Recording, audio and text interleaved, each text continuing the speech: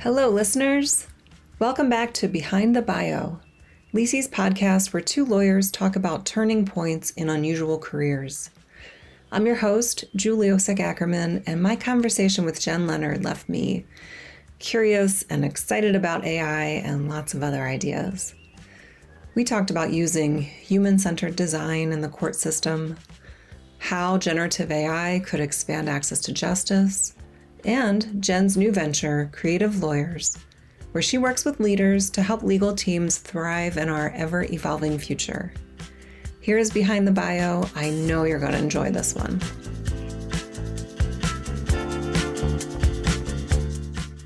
Welcome to Behind the Bio, our series that interviews a different lawyer each month to talk about turning points in their career.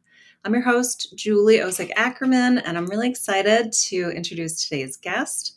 Her name is Jen Leonard. She has had a really interesting career journey and has just started this new chapter. So hot off the presses news, and I'm really excited to talk more about it. We're going to hear about, working in private practice, working for the city, working at a law school. I mean, you really have covered the gamut of legal career options, which is so cool.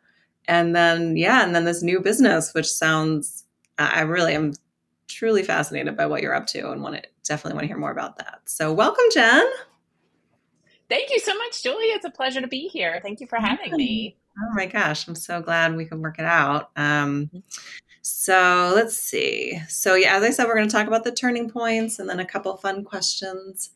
And that's what we're going to do. Sound good?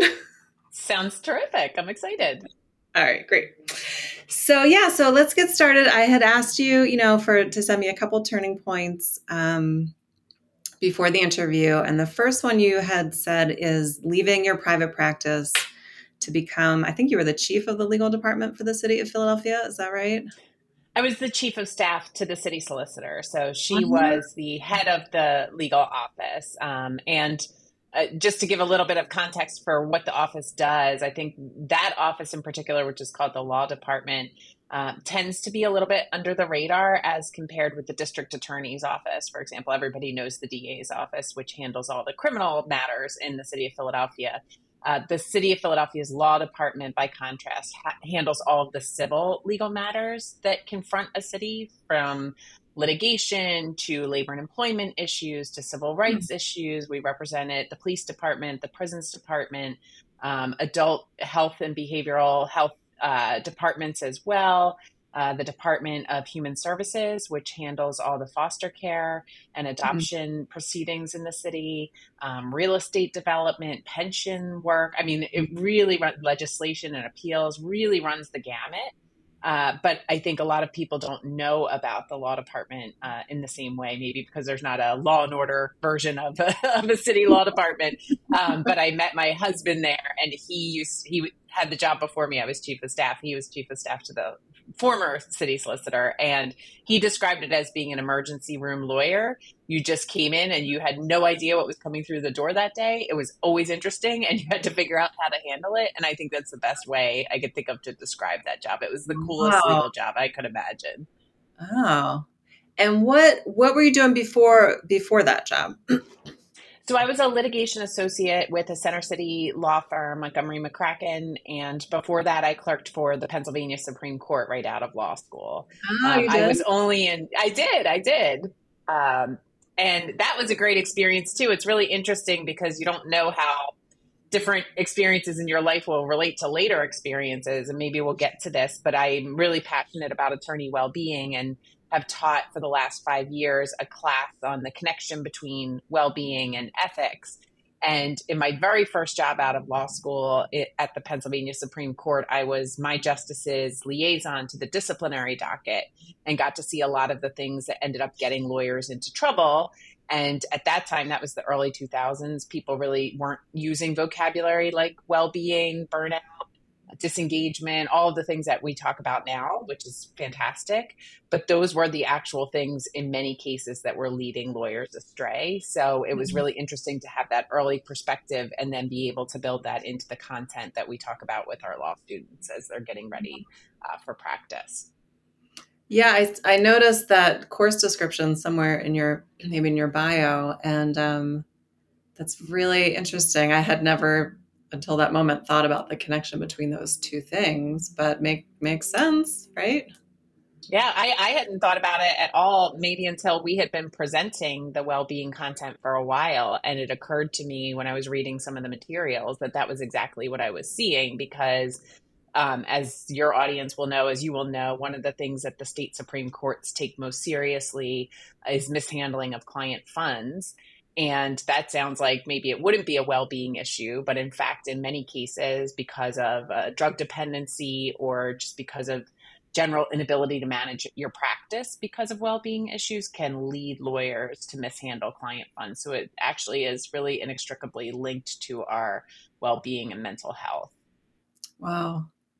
Yeah, my father-in-law was really involved in starting in New York, the lawyers assisting lawyers. I forget what the title is, but like the lawyer recovery movement in New York. And so that, LCL, Lawyers Concerned for Lawyers. yeah, so that's near and dear to my heart. And That's along amazing. the lines, yeah, it's like, how tied those things are together.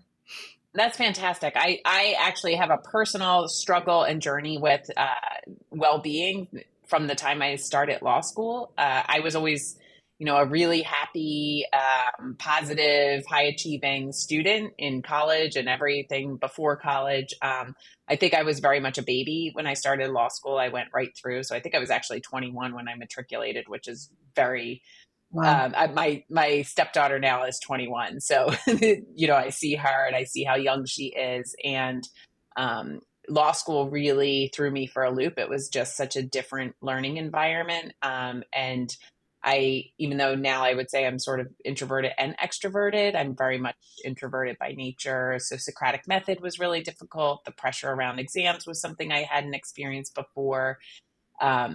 I think in the end, the good news is that now that conversation is much more open and we're developing all this education around it. But at the time, people didn't talk about it. So I assumed I was the only person that struggled with anxiety and depression in law school and then in private practice. Turns out, according to all research, it is very much a lawyer's problem and our profession's problem. So even though it was difficult, once I started working with law students again later when I was at the law school and started seeing them, and gosh, they're so unbelievably talented. And they would sit across from me. I was a career counselor at the very beginning of my time at the law school. And they would say things that I would say to myself, I'm not as good as everybody else here. I'm not going to make it. I'm not going to get the kind of job that I thought I was going to get. And it actually just broke my heart to hear them say that because I could see how unbelievably talented they were. And because I had the wisdom of age, I guess, I could see that this was just going to be a blip. But I also know how real that feels. So it was very fulfilling to have the chance to build more integrated content in the curriculum itself to help students understand that they're not alone and that they can improve and achieve everything they came to law school to achieve. That's so great. Yeah, I can relate to a lot of what you're describing. And I think also for people who get to law school are pretty high achieving. I think we could say that. And I think for me, part of it was feeling so challenged in a way. I had not that school was always easy. It wasn't, but I always had, excelled at school. And then all of a sudden it was, this whole different method, this whole new way of training your brain and not getting any feedback until the end of your first semester is bananas. Like just all of that is so anxiety producing, right? The feedback thing is the hill I will die on around legal education, because I think what you're experiencing, reflects my experience that before law school, there was a formula that I could follow. And as long as I did that, I knew that I would be successful, but a lot of that was formative feedback through quizzes, through writing assignments, through mentorship with teachers and professors. And law school, of course, is completely different from that. And, one of the things, I know we'll talk in a little bit about generative AI, but one of the things that I'm excited about and would love to see developed is more generative AI enabled formative feedback for 1L students, so that, it is very difficult as a doctrinal professor to be publishing scholarship and be giving formative feedback to everybody. But the complete lack of it, I don't think helps the students in the end, and therefore it doesn't help the profession. And so I think there are real possibilities for training AI on the specific preferences of a professor, so that any student can do it on their own time, at their own pace, as frequently as they like. And I think that will help lower some of the anxiety and also promote more diversity and inclusion in our incoming classes. Mm-hmm. How do you think it would help with the diversity aspect? That's interesting. So I think one of the laudable changes in legal education in the last decade or so has been a really intense focus on recruiting diverse classes in every sense of that word. People who are first generation, from low income backgrounds, racially diverse, diverse by gender, although gender is something that we've actually achieved fairly strong results on for some time, LGBTQ plus communities. So we're bringing people from all different backgrounds, lots of different undergraduate experiences. I know when I went to law school at Penn, the number of undergraduate institutions represented were not as voluminous as they are now. And that's amazing. I think that's exactly what the profession needs. But just because we're bringing in lots of diversity doesn't mean that we've set up systems for everybody to succeed. So if Yeah. you're a student who comes in and lawyers in your family, or you've come from a particularly rigorous academic background that prepared you well for law school, you are, sort of unfairly advantaged compared with some of the students who are coming in that we want to be contributing to the profession. And so if every student who's coming in has the opportunity to learn on their own, or in conjunction with a professor who's helping them understand how the generative AI is giving them feedback, I think that could go a long way to providing tools to students who otherwise don't have access to some of the same advantages. And that, I think, would help over time.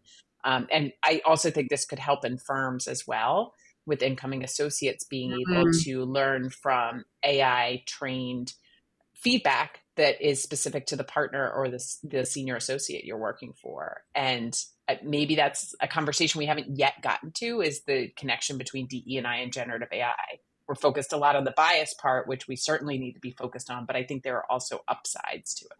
Yeah. Yeah, no, because that also, I mean, yes, it guarantees that students can have and associates can have access to that feedback, but also takes away that barrier of, like, if somebody doesn't look like me, or if I don't feel comfortable asking for that feedback, or, like, there's some of that unconscious bias that feeds into these, inequities. And the idea that Absolutely. AI can help to, level that playing field that's awesome. Absolutely. And there's great research by a good friend of mine, Heidi Brown, whom, if you haven't spoken with Heidi, you definitely should. She's amazing. But she's written a book called The Introverted Lawyer. She's written several books about lawyers and lawyer personality and legal education. But she talks about how advantaged extroverts are in a legal educational arena. And so Mhm. the combination of extroversion and being more connected to professional networks, I think leads some students to be much more comfortable approaching their professors or approaching a partner in a law firm and asking questions than a lot of other students who either don't know that they should be doing that, or don't want to lean into any biases that are pre-existing, or Mhm. in my case, they just feel so sort of overwhelmed by the material and confused by it that they don't want to betray how naive they feel in Mhm. coming in as a first year asking what seem like silly questions, which, again, with the benefit of age and time, you realize none of these questions are silly because it is all so complicated, but you certainly feel that way when you're 1L. Absolutely. Yeah. Wow, that's really cool. So we sort of are naturally got there anyway, but I do want to talk more about your work at the law school. So, you left the city and moved over back to Penn, right? That's where you went to law school. Is that right? Mm-hmm. That's Yeah. correct. And so tell us about the work you were doing there and a little more than what you've already said. Sure. So I was at the law school for 10 years, and I worked on two major projects while I was there. The first, the reason that I went to work at the law school was to build its Center on Professionalism, which was a new professional development program for law students. And the reason I was excited to build that program with others, of course, in collaboration with my fantastic colleagues, was because I found in practice, I would say I don't have a lawyer's mind naturally. I have skills and talents in other arenas, but I don't think that I'm naturally a lawyer or a legal thinker. But what I was sort of naturally good at was building relationships, problem solving, bringing together different types of people. And by types of people, I mean people on the client side, people on the legal side, having more collaborative conversations and figuring out what the client's goal actually was and how we could get them there.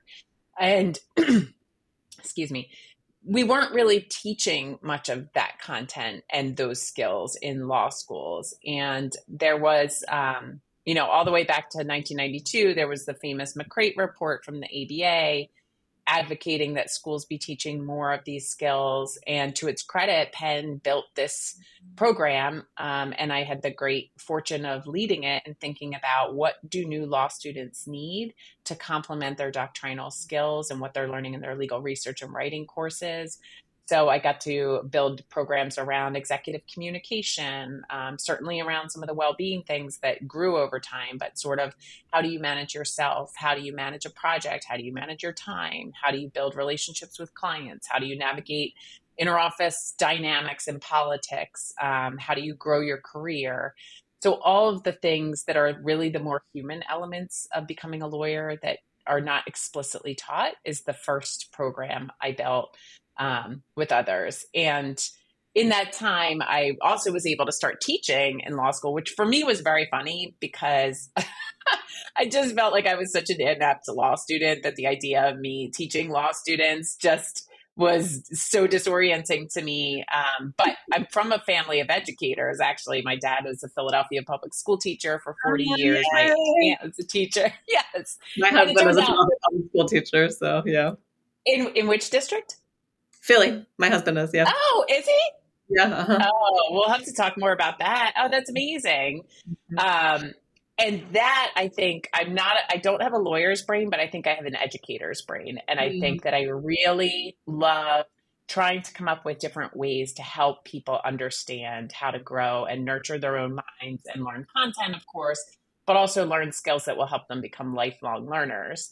And I started teaching a law firm business and innovation or business strategy class, actually. And I started teaching in 2013. So this was right on the heels of the Great Recession. And we would have guests come in and they were all fantastic, but they would constantly sort of talk about how this was this inflection point in legal and law firms were really going to change because corporate counsel was pressuring them. And after I taught the course for about 4 years, it just sounded like the same thing over and over again. And I wasn't seeing significant transformative change in the way that law firms worked. And then at the same time, I was becoming more educated about the civil justice crisis and how lawyer-centric legal systems are and how they are not designed really for the average person to navigate, even though the average person is navigating them entirely on their own. And so that combined with, my personal experience and emerging research on the lawyer well-being front made me really feel compelled to think about how we could redesign everything that we do, from the first days of law school to the way that we deliver legal services, to the way that we leverage technology, to the way that we take care of ourselves and others around us, and the way that we welcome other disciplines into our conversations, which is something structurally we're really not set up to do. And so in 2018, our dean asked me if I would lead a working group to think about what innovation in a leading law school would look like. And all of that work, which was a phenomenal collaborative experience in and of itself, ultimately led to the creation of the Future of the Profession Initiative, which I had the great honor of leading for the last 4 years. And that was focused on teaching students about a changing profession, leading new conversations, with people who are out in the profession so that there's a deeper connection between us and the people who employ our graduates, and then building transformative projects to try to change legal systems to be more human centric. So that Wow. was a lot, I know, but that's essentially the shape that my work took over the 10 years that I had the great opportunity to spend at Penn Carey Law. Wow. And can you tell us about one of the projects that you were working on towards the end there? Sure. So another class that I started teaching because I learned about this framework from my good friend Marianne Leary, who leads the innovation work over at Penn Nursing, is design thinking and human-centered design. And Mm. I got really excited about design thinking because it's not the way that we've designed our systems. And it starts with the people that we're trying to serve and then works from Mm. there to develop ways to do that. And so I started teaching a course on human-centered design, and that course um, sort of became connected with a Future of the Profession lab, which we launched last year, which my fantastic colleague Jim Sandman leads. He is president emeritus of Legal Services Corporation and Mm. a staunch advocate for reform of legal systems to respond to civil justice crisis. But that lab really draws from the class and connects to the class in its focus on human centricity. So last semester, we worked with Judge Matthew Wolf of Philadelphia's municipal court in having our students go and visit municipal court and see what the experience was like, not for the lawyers in the court, but for a person who has been summoned to court because they're in debt, either consumer debt or medical debt, and they're navigating this system all on their own. And Mm. municipal court is supposed to be the people's court, so it's supposed to be self-navigable. But our students spent time there and they looked at some of the ways that environmentally people who are self-represented already feel outmatched when they get there because they see lawyers and judges at the front and they're in suits and they're talking to one another and it's a fraternity, and you already feel like you've lost the second you walk in. And so having the students interview litigants, interview attorneys from community legal services, interview the judge, and then think about what could this courtroom look like and what could this experience look like if we stopped looking at the legal participants, the legal professionals, and started by looking at the self-represented litigants. So that work is underway, and Jim and our other colleagues are continuing to build projects to be more human-centric in self-represented litigant situations. Wow. Yeah, that's awesome.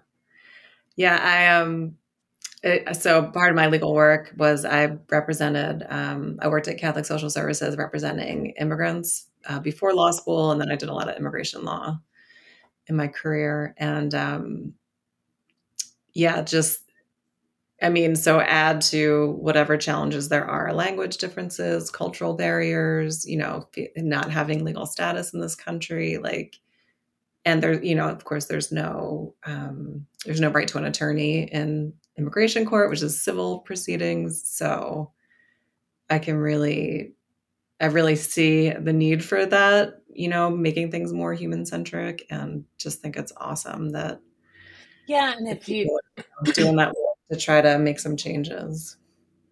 Yeah, and I mean, if you think about your experience in law school and the introduction to the profession, I know my colleagues and I, my peers and I, we used to love learning Latin and having all sorts of fun with puns and all the different concepts that we were learning. But when I look back on it, what you're really doing is you really are being enculturated into a fraternity of people who know the lingo and they know the jargon and they're having fun learning it. But what is the outcome of that? It's that we're becoming more and more separate from the rest of society, very much intentionally so, whether we think about it that way or not. On another podcast, we could unpack whether there should be, two sets of civil procedure or two sets of rules of professional conduct, one to govern the really sophisticated corporate clients that large law firms serve, and another to govern the rest, because the level of sophistication and the level of knowledge is obviously very different, but the entire profession really is governed by one set of rules. Mm-hmm. So, helping students at the outset understand that it's challenging too, right? Because they're trying to learn all the other things that they need to learn in law Right. school. Yeah. And so then trying to have them think about systems redesign is challenging, but I think they are the most primed to think differently because they don't know anything else at that Yeah. point. They haven't been indoctrinated yet. That's right. That's right. And I'm wondering, just as we're talking, if there's a place for law schools and, CLEs, dare I say it, to, help bring this conversation to people that are already practicing, because like I feel like in law school, like there's so, you're just trying to get like a foundation, and but then once you're out there, it's like, oh, I really wish I'd learned some of these things about running a business, or, I really, it's like you don't know what you don't know until you're there. And then Yeah. once you are there, like, I don't know what your experience with CLE has been, but mine is very mixed. Would be, I don't know, it would be great to have CLEs that really, bring these things to people who are practicing. Maybe they're out there and I just haven't found them. I don't know. I think there probably are some. I think the challenge with CLE is it's so self-directed and it's frequently something that we squeeze in when we can, and you get close to your deadline, so you're just looking for something to fulfill your credits. But I think you're totally right, and the place where I've seen this in the most pronounced way is with the well-being content. We've done content for our students as well as our alumni, and frequently the alumni receive the content in a more advanced way, I think, because they have context around what we're talking about. When you're talking with students, they also receive it well because they're in law school, but they haven't yet practiced. So some of the things we're introducing them to are not familiar to them yet. So I Yeah. think you're right in the same way that, um, you know, trying to describe to law students how the systems are not well designed, they don't really know yet. But if you went in, I would imagine, to a group of lawyers, I actually find lawyers, even though there's all sorts of research on how skeptical they are and how reliant we are on precedent and small c conservative, I think most lawyers recognize that the system is not well designed for most people. But there's no stakeholder really responsible for redesigning everything or looking at it differently. Mhm. And I think if you compare legal with the healthcare industry, for example, and my colleagues on the healthcare side of campus would say that that is a deeply flawed system, but the involvement of third party payers for medical services has led to some innovation and some efficiencies. In legal, we don't have a driver forcing us Mhm. to really be thinking differently, and there's not an awareness among the general public about the lack of access to legal services. So there's a lack of outrage and a consumer movement around expanding access to legal services. So there's a lot of education and awareness raising, and then you need some incentives to actually drive change. Right. Right. I love this. Thinking about the big picture. So, okay. So now let's move the journey along a little bit. So you had this awesome, sounds like a really good experience at Penn Cary Law. And tell me how that turned into this new venture that you're embarking on. Yeah, so for added context to the work I've done over the last few years, of course, we were doing all of this work during a pandemic where we were really disconnected from each other. Our Oh, right. project, What was that?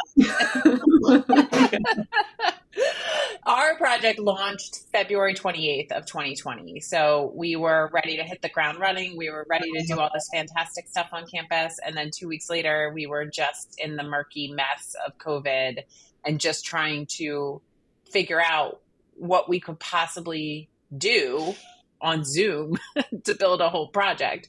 And it was very frustrating and very difficult because of the constraints. But I mean, one thing I've learned from my colleagues in the different parts of campus and innovation is that constraints really can drive strong innovation. Mhm. And I found myself during the pandemic working with my colleagues at the law school, working with my team, but also being introduced to all these people all around the world that I otherwise would never have met. And I made fantastic friends with people like Rachel Dooley, who's now the Chief Innovation Officer at Goodwin. She and I bonded over creativity and the need for more of it in legal.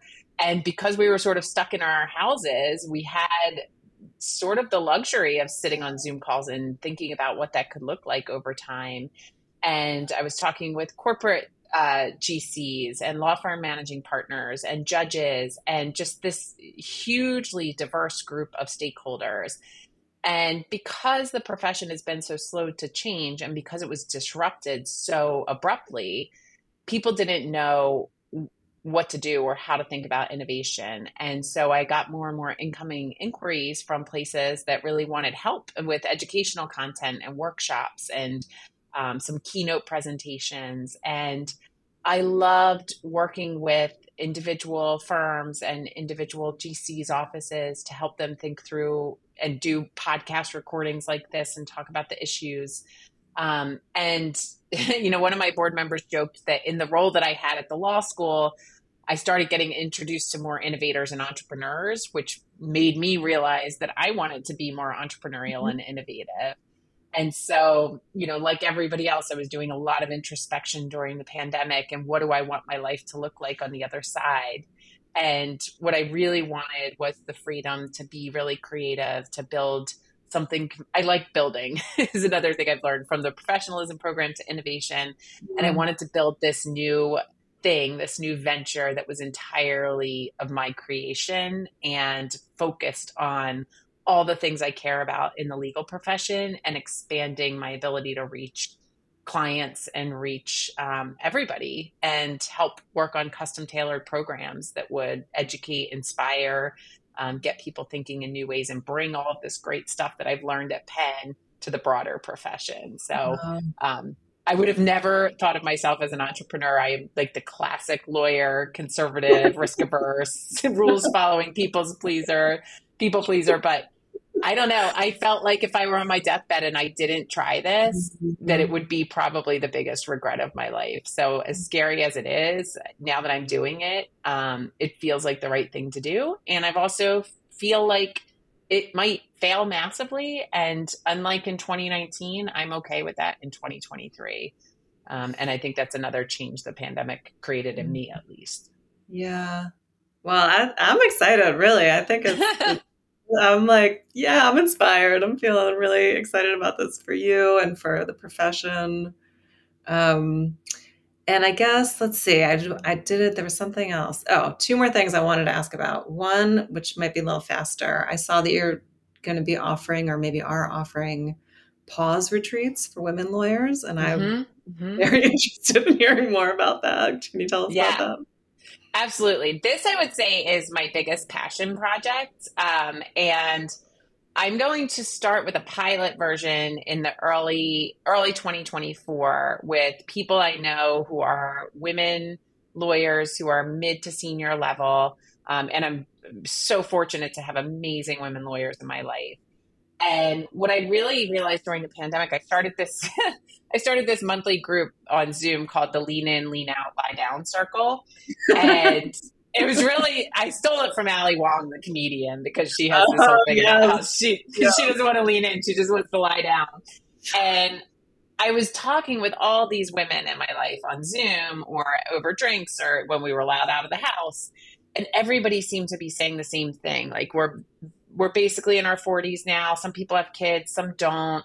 But everybody was sort of like, what does this all mean? And what do I want to be doing with my life? And then on other days, they'd be like, I'm just too tired to even think about what I want to do with my life. I just want to hang out and have fun.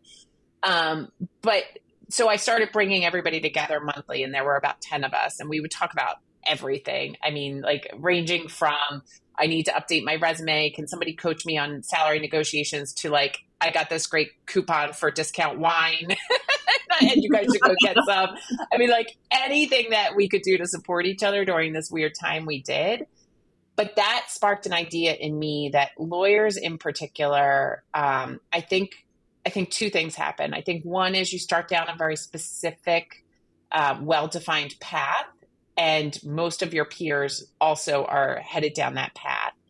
And that path, the second piece of it is that path, especially if you're in private practice, but that's not entirely true. It's in all legal practice, requires that you contribute all of your energy and time to practice, to your clients.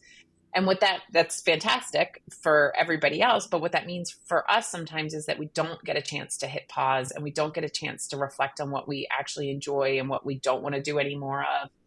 And so I want to sort of blend those two experiences and knowledge, what I saw during the pandemic with what I know about the profession, and give people a chance to have 2 days even disconnected, not billing time, to sit with other people and think about where do I want to go for the next 20 years of my career.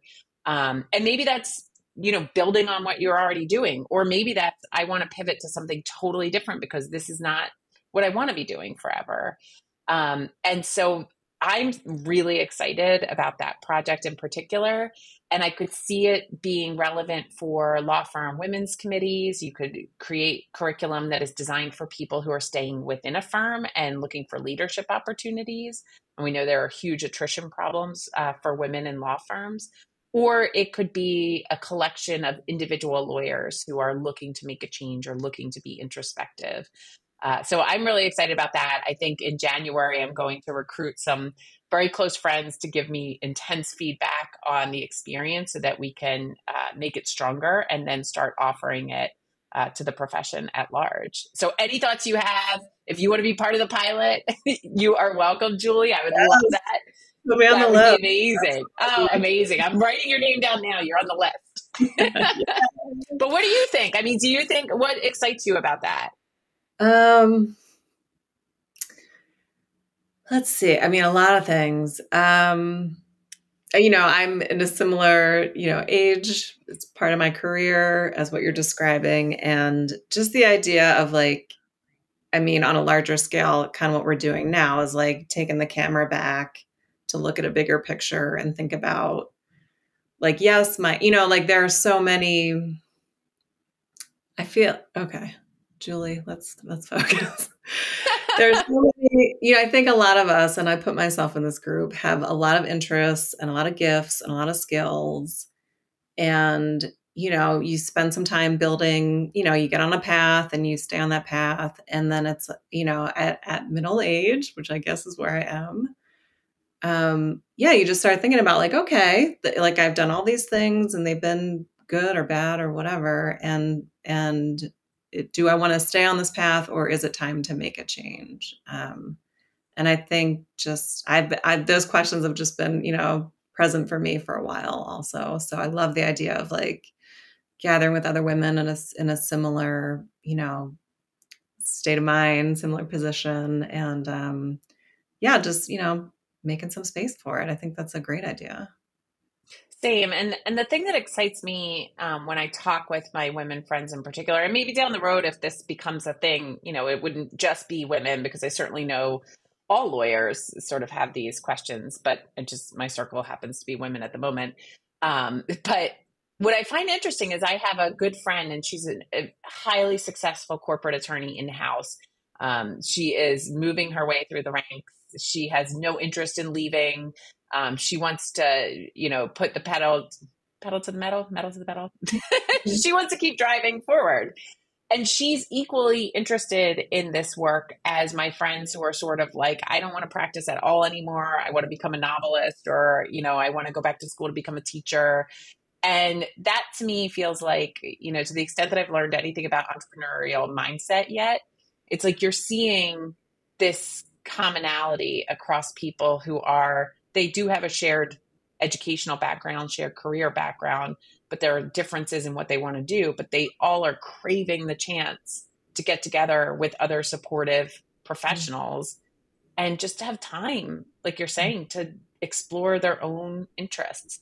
And especially whether you have kids or not, but especially if you have kids, I mean, I think that, that can fall by the wayside. And I hate to see, just like I hate to see my really enthusiastic, eager students show up on campus in August of their 1L year and feel really badly about themselves because they got a bad grade, when they come to see me in January. In the same way, I don't want to see my friends who are 45 and have two small kids, and they're like, I wish I could think of something different to do. I just can't find the time. Not live up to the things that they're capable of doing and are gifted to do. And I just really, it's like at heart, I think what I want out of our profession is for people to have lives that are more aligned with the things that light them up over time and not get to retirement and feel like, it was okay, but I wish I had done something different. Yeah. Well, I love it. I'm in. Yay! I'm excited. Tell your friends. Send me names. I will. I will. Please do. Okay, I'm looking at our time. I don't want to take too much more of your time, but I do just want to make a little space to hear about generative AI because I think this is on lots of people's radar, most people radar. And I know this is something you're passionate about. So I guess just to focus us a little, if you could just tell people who may not know, what is generative AI and what do you see as the opportunities and potential problems for the legal profession? Yeah. So I will start by saying I'm not an expert on generative AI. I think very few people I know are. I will say I've spent, the last 9 months absorbing every bit of information I can to educate myself about it. Generative AI is a subset of AI generally, and we all are used to AI in our lives, whether we know it or not. AI proposes shows that we watch on Netflix based on things that we've watched before. AI tells us how to get to the supermarket when we put it into our GPS in our cars. AI is everywhere in our lives. It's infused all over, or like autocomplete, when you're drafting an email. Generative AI is different in nature and in scale, but in nature it's different because it's not looking for patterns in existing data or existing behavior like Amazon, guessing what you might buy next based on what you bought before. It's actually taking the information that it has, learning from it, and in response to human prompts, generating entirely new content. Versus looking for patterns and proposing things from pre-existing content. And so for lawyers, as I'm sure everybody knows at this point, but for lawyers, generative AI really has the capacity to have profound impact on the profession because what we do is generate content based on legal research, based on the way that we write, based on putting together facts and combining those facts with the existing law and generating opinions or generating briefs or memos or generating new transactional documents based on inputs. And the reason I think generative AI has such capacity to impact the work we do is because our legal information, is so perfectly primed because it's organized, it's written in a very uniform fashion, and it's designed to be reused over time. It's not proprietary. It belongs to everybody. If you're talking about in a law firm, you even have a further degree of susceptibility to impact because you have a document management system that has 20 years of the repository of all of your attorney's work product. So if I'm at the firm, Smith and Reynolds, which I just made up, maybe there's a firm out there, Smith and Reynolds, but I can search for all of the motions to dismiss that my lawyers have ever drafted, and I can train an AI on just my firm's content. So a lot of the concerns about, the garbage in, garbage out, mixed quality of information goes away when you know that information was created by your lawyers. And you combine that with trustworthy publications like West and the federal reporters and all the statutory documents that we have. Those are two really trustworthy sources of information. And again, they're uniform in the way that they're written by and large. So the combination of those two, I think, is really powerful. In terms of the opportunities, I see so many different opportunities. We talked a little bit about the DE&I opportunities for training new lawyers, for training new associates. I think there's a real chance that we could expand the pricing portfolio for legal services so that billable time becomes part of the portfolio, but not the only part. And, there's so much fear right now in law firms around Gen AI, but I think if we can get past this first chapter of it, we can see that the way that we've been working applies so many limitations on our ability to serve more clients, on our ability to lead lives of balance, what if we could do work more efficiently, do more of it for more clients, generate more revenue, and live better lives? And then, of course, in the access to justice space, I think there are huge opportunities because people no longer will need lawyers' permission to access information. And we have been the gatekeepers for a lot of that. I would say we have not necessarily lived up to our obligation to society in a lot of respects there. And this is a game changer when everybody who has a cell phone can access their own information. And we want to be a part of that as lawyers, but I don't think we want to be an impediment to people having greater access. There are certainly risks around all of it. The thing that I think the most about is how do we adjust the way new lawyers are formed if the work that you and I trained on, which was boring and laborious and rote in many cases, but ultimately contributed to our understanding of a legal representation, if some of that goes away or a lot of it goes away, and if students are able to access GPT-enabled technology to help them write briefs and memos, and they're no longer developing their skills in the same way, who's responsible for finding out where the gaps are, finding out how to fill them, and who will pay for that training at the junior levels of practice? Because right now, the corporate clients pay for it in the private sector, and I think that will change very quickly. And so that's the tranche of the legal profession I'm most concerned about, most focused on, think the most about.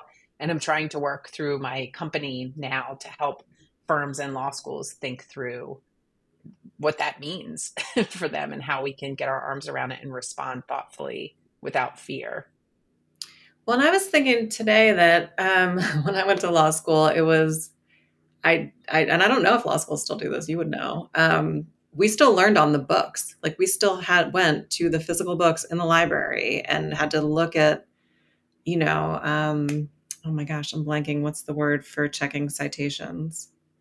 The shepherdizing? Yeah. We did that in books, even though the technology was already there, but they wanted us to know how to do it. And I was thinking today, like, how that seems absurd to me now. I don't know if we still teach students how to do that, but the idea that you would like go through all of that when you could just push a button, just helped me kind of think about what some possibilities might be, because like that might have been scary to people, generations before us, but knowing how much better that has made, more efficient, like who would ever want to spend the hours doing that anymore? Nobody. So if I can think about it that way, maybe I can be a little bit more positive and open-minded instead of, scared about, the robots coming for our jobs. Totally. And I think that's a helpful analogy, right? Any lawyer who's a partner now has probably lived through some version of what you're describing and the fear associated with it. Or if you go further back, email, or I guess it's around the same time, but how could we possibly put confidential client information over this system that we don't know and we don't trust? And of course, that's how everybody does everything now. I do think, again, I think the nature and the scale of this is different. And I think it's going to be messy for a little while. And one thing I think will change, at least in the short term, is that law school education, by and large, no matter which law school you're recruiting a student from or going to, is pretty uniform. You know what to expect. And as an employer, you know what they've learned. And I think now you're going to see schools take very different approaches to how they integrate this content into their curriculum. And I think you're frankly going to see different levels of talent within law schools capable of keeping up with this in real time, capable of teaching it. They're already trying to teach so many complex things as it is. And you're going to be competing as a law school against law firms who will be able to pay many multiples what law schools can pay their professors to teach their associates the same things. Right. And so I think one downside of that, or one challenge, is there will be a whole new world of legal employers having to become more intimately familiar with the curriculum at each school that they're hiring from and going under the hood and seeing what they're actually teaching. On the flip side, I think to the point of the earlier DE&I conversation, it creates real opportunities for schools that maybe haven't had the access to on-campus Mm-hmm. interviewing and, the prime jobs in the market because they've been boxed out. But what if they become the leaders Right. in developing new curricular approaches that integrate this? And Suffolk Law School is like the prime example of this. Dean Okay. Andy Perlman at Suffolk has been leading the charge for at least a decade in integrating technology into legal education. Mm. And all of that work has built a muscle with his faculty around how you do that. And I could see that being a real advantage to Suffolk and schools like it who are able to respond to this more quickly than maybe schools that haven't had that component to their curriculum. Wow. Wow. So much to think about. Oh my gosh, I could talk to you for 4 hours easily. But We will at our retreat. yeah, seriously, I hope I am on that list because I want to come. All right. Well, thank you so much, Jen, really for your time and for the work you're doing. I find it interesting and inspiring, and really looking forward to learning more. Let my listeners know, how can people find you if they want to learn more? Yeah, absolutely. Well, I'm on LinkedIn and I'm pretty active on LinkedIn. So please look me up and connect with me. You can also learn more about my company, Creative Lawyers, at creativelawyers.net. And my email address is just Jen, at creativelawyers.net. So you can reach me through any one of those avenues. And I hope that you will. And I hope this conversation has been helpful for your audience. And I'm excited to really dig into the work of creative lawyers and help the profession transform in the years ahead. It's really, really exciting times, I think. That's awesome. Thank you so much, Jen. It's been awesome talking to you. Same to you, Julie. Thank you so much for having me. Yeah. Okay. Take care. Bye-bye. Bye.